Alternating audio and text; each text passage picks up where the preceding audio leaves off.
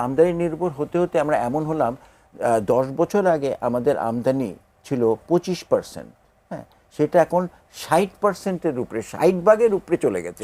এবং আমাদের হিসাবে দেখা যাচ্ছে প্রতি বছর আমরা 3 থেকে 5% আমরা হয়ে যাচ্ছি, আমদানি নির্ভর বাড়ছে। তাহলে দেখেন আপনি তো কয়েক বছরের মধ্যেই আপনার 90%-এ চলে আসবে। তাহলে 90% যদি একটা দেশ তার সবকিছু যে জ্বালানির জন্য যদি আমদানি করতে হয় তাহলে তো বিশাল।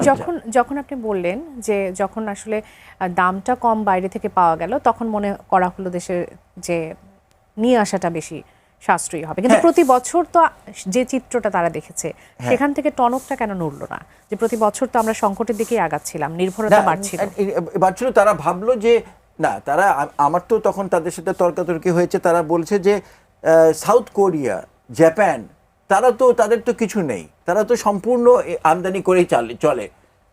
তো ওনারা হয়তো তখন বোঝেন নাই যে আমরা তো সেই অর্থে সাউথ কোরিয়া এবং জাপানের সাথে নিজেদেরকে আমরা আরো দুটি সরকার পেয়েছি, হ্যাঁ, আমরা তুলনা করতে পারি না। তাদের ওই সক্ষমতা আছে, হ্যাঁ, তাদের ওই আর্থিক সক্ষমতা, তাদের ইকোনমি ওইভাবে অতটুকু স্ট্রং যে ওরা খুব মানে হাই প্রাইসেও তারা আমদানি করেছে, কিন্তু তাদের এফেক্ট হয়নি অতখানি। তারপরে এখন তো আবার মাঝে কমে গেল, এখন আবার বাড়ছে। সো জাপান এগুলো হ্যান্ডেল করার জন্য ভলিটিলিটি আমরা যেটা বলি, তাদের একটা মেকানিজম আছে। আমরা যদি সেটাও করতাম তাহলে কিন্তু খারাপ হতো না, কারণ যখন কম ছিল তখন যদি আমরা কিনে কিছু করতাম, অন্যভাবে যদি এটাকে ম্যানেজ করা যেত তাহলে হতো। কিন্তু আমাদের কোনো মেকানিজম ছাড়াই আমরা এলএনজির দিকে চলে গেলাম।